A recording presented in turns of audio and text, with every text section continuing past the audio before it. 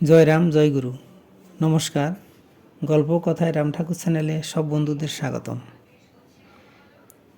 আজ আমি একটি গল্প বলবো, আপনারা শোনেন। শ্রী শ্রী ঠাকুর জয়কালীমাকে একখানা সত্যনারায়ণ পাঁচালি দিয়েছিলেন। শ্রী শ্রী ঠাকুর জয়কালীমাকে রোজ সত্যনারায়ণ পাঁচালি পাঠ করতে বলেন এবং গীতা পাঠ করতে বলেন। শ্রী শ্রী ঠাকুরের কথা শুনে শ্রীমতী হেমানলিনী বসু বলেন, ওইসব পড়াশোনা পারবো না। শ্রী শ্রী ঠাকুরের শ্রীমুখে গীতা পাঠ ও শ্রী শ্রী সত্যনারায়ণ পাঁচালি পাঠ করার কথা বলার পর অনেক দিন গত হয়ে গেল, তবু জয়কালীমা ঠাকুরের কথা রাখার জন্য কোনো প্রকার চেষ্টা নিলেন না। রোজ ওই পাঁচালি আর গীতা পাঠ করার সময় কোথায়?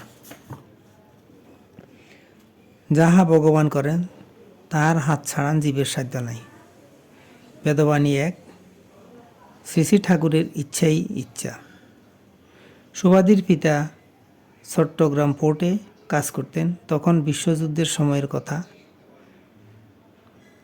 এই সময় কতগুলি সেবাকর্ম অবশ্যই প্রয়োজনীয় সেবাকর্ম হিসাবে সরকার পক্ষ থেকে ঘোষণা করা হয়েছিল।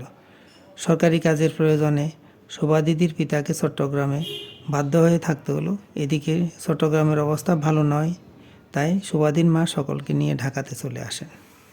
ঢাকাতে এসে সংসারের কাজ সেরেও সময় হাতে থেকে যায়। তখন নানা রকম দুশ্চিন্তা আসে ও বড় একা একা মনে হতে থাকে।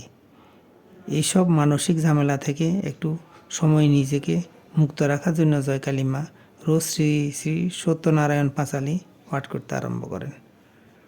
তখন সময় কাটাবার জন্য মাঝে মাঝে গীতা পাঠও করতেন।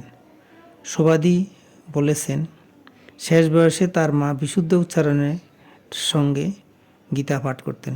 সবই ঠাকুরের কৃপা। ঠাকুরের কৃপাতে অসম্ভব সম্ভব হতে পারে, তাই গীতায় উল্লেখ আছে, মুকং করতি বাচালং পঙ্গুং লঙ্ঘয়তে গিরিম যৎকৃপা তমহং বন্দে পরমানন্দ মাধবম। এভাবে জয়কালীমাকে দিয়ে ঠাকুর যেন পরোক্ষভাবে কাজের মতো কাজ করিয়ে নিলেন। আমি এখন ঠাকুরের একটি বেদবাণী থেকে বাণী পাঠ করব।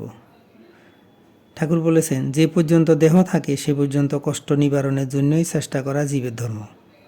প্রত্যেক শরীরের মধ্যে ভগবান সুখময় বিরাজ করেন। ভ্রান্তি বশতই কর্তৃত্বাভিমানী সূত্রে নানা রকম দেখিতে পায়। অতএব যাহাতে অন্তকাল পর্যন্ত কষ্ট না পায় তাহারে চেষ্টা যথাসাধ্য করিতে হয়। বেদবাণী 1। বন্ধুরা, আজ এ পর্যন্তই। আগামী দিন আবার শ্রী শ্রী ঠাকুর সম্পর্কে গল্প বাণী নিয়ে আপনাদের সাথে থাকব। চ্যানেলটি যদি আপনাদের ভালো লেগে থাকে তাহলে বেশি বেশি করে সাবস্ক্রাইব করবেন, লাইক শেয়ার কমেন্ট করবেন। ধন্যবাদ, ভালো থাকবেন। জয় গোবিন্দ, গুরু কৃপাই কেবলম।